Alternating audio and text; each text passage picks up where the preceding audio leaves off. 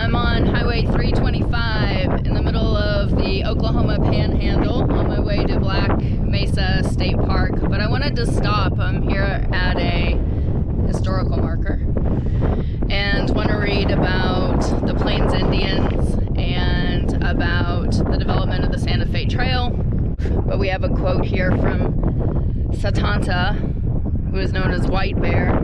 He was a Kiowa warrior in chief, and he says, "I do not want to settle down in the houses you would build for us.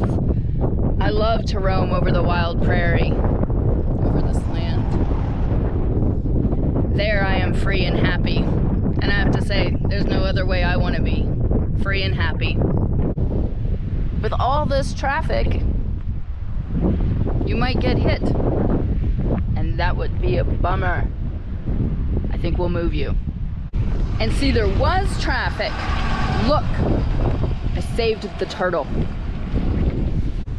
That little Honda you're driving, is that a Honda Matic or is that just a regular 125? It's a 125, so it has it's like a semi-clutch. It's automatic, so I just have to change gears with my foot, put on the gas, stop with the brakes. It's awesome. Well, I was asking, my aunt had one when she was learning your motorcycle license. Yeah. That's why she drove back and forth from Apache to Anadarko, back and forth. Oh, fun. And she hit a turtle with the front of it and wrecked it. And wrecked it in a ditch.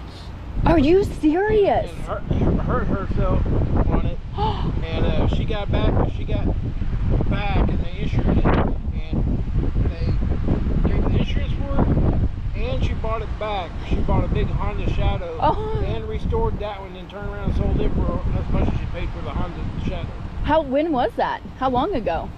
About 10 years ago. Yeah. I mean, she's not a, she's big. You're a big girl. So, I mean, yeah. when I saw that, I started going, that looks like the other one we had. It is. It's so fun to drive. But you saw that turtle. I mean, he was big. Yeah. I could see how if you hit a turtle, it could throw you off. My tire is not that big. Anyway, yep. No, yeah, thanks. Yep.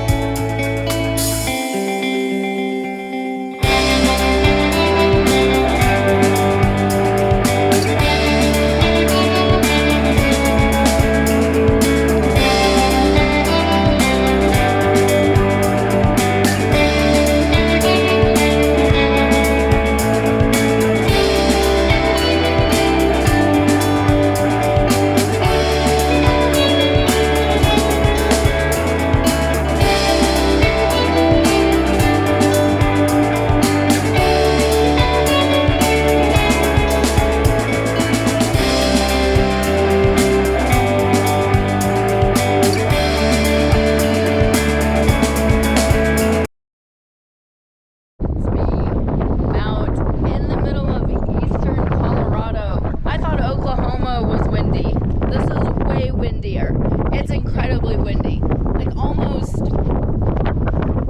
not dangerous, but you gotta be paying attention, especially if you pass a big rig, right, because it pulls you.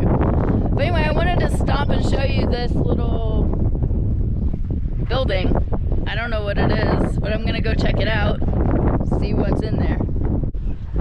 Alright, so we're inside this little building, and it's kind of cool because you can tell once upon a time there was probably a wood stove. There's a little chimney, but it is obviously very dilapidated. Things have built nests in here. I don't know what creature built a nest, but something did. Right up there, you can see it. It's kind of cool. Anyway, who knows what this was? Somebody put a lot of effort into it, and now it's of no use. Alright, I gotta go to the bathroom. So, in a competition between western Oklahoma and eastern Colorado, this This is Eastern Colorado.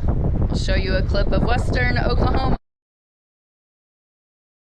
In my book, Western Oklahoma wins hands down because at least there's trees and a few creeks here and there. Out here, it is desolate. Okay, I am about 50 miles south of La Junta, Colorado, and there's not a tree to find shade under around here. There's a bunch of cedar trees, but actually not in my vicinity. There's cactus and teeny tiny cedar trees. That's it. So I'm using the shade of my lovely motorcycle, and I'm gonna stop and eat some lunch, get some water. It's kind of cool out here though, because here, I'll show you. There's a rainstorm. Well, I don't know if it's raining, but rain clouds forming off to the west, and it's really pretty. But again, it is so windy. It is incredibly windy. You can see off that way. It's nothing but cedar trees. And I mean nothing but cedar trees. Some rocks. Anyway, I'm gonna eat, keep on going to La Junta where I need gas. Actually, I'm going to fill up with gas in here. I'll show you when I do that. Alright, I need to fill up with gas. I'm about 50 miles still out from the nearest gas station, but fortunately I have some fuel bottles. I have 2 of them, so I have a total of like half a liter. So it's not a lot, but it'll be enough, I think, to get me to La Junta. Fingers crossed. Alright, so here we go. So I just had to press down on the lid and unscrew it, kind of like a prescription bottle. Actually, put that back on. It is so windy. I'm going to open up the fuel tank.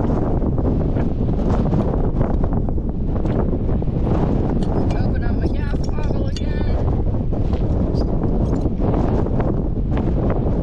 And chug it in there. And try not to spill. Oh my gosh. I don't know, it's several many miles down the road, but we're now in a little town called Manzanola, and it's really nice. It's an ag community. They got this little canal that goes through. A couple people waved to me when I was driving through town. Very nice. Definitely different. A part of Colorado probably not a lot of people see. But anyway, we're on Highway 50 headed towards Pueblo. And it's a nice road. It's not very busy, so I feel good about it. Bike's doing great. Love this baby. But I have to, so I've had a shower. I feel much better, but I'm still exhausted and really hungry. But I have to give a shout out to Lynn Meggs, and of course Bob too, because they housed me on day 1. But Lynn packed me food, and that saved my life today. So in addition to the fuel bottles, and actually I have a solar charger also, which was really useful, and the bungee cords over here, the banana and crackers in particular, Lynn, that you packed me, tasted so good when I stopped at Black Mesa State Preserve and ate them. So thank you to you guys for being kind relatives and taking me in. Slowed down, and it was someone riding this little bitty Honda. And so I said, I'm not going to pass her. I'm just going to escort her a little ways. Yep. And I pulled up beside this little bitty Honda 125, and this girl with this big smile flips up her shield. Hi! Hi! Where are you going? And she asked me, where am I going? And so I flip my shield up and I say, I'm going to Pueblo. Where are you going? I said, I don't know. I was like, I don't know. I think I'm going to Boise City, or maybe beyond that. I don't know. I don't know where I'm going. I couldn't hear. I had earplugs in. I was listening to podcasts, you know, and I was trying to read her lips, and I hope she heard me. And so I just rode there for a little bit. She got embarrassed because I was just this big bike. Yeah, so and much she faster. just said, go on, Yeah, go just on. go. So I just went on, And I thought about her all the way to Raton, thinking, how's she even going to get here? It's all uphill. You climb another 2,000 Well, feet. I went 39 miles an hour to get there. Oh. It was so painful. And so I get to Trinidad, and we got to go uphill another 2,000 or 3,000 feet. And so I finally just said a prayer. I hope that little lady gets to wherever she's going. Okay,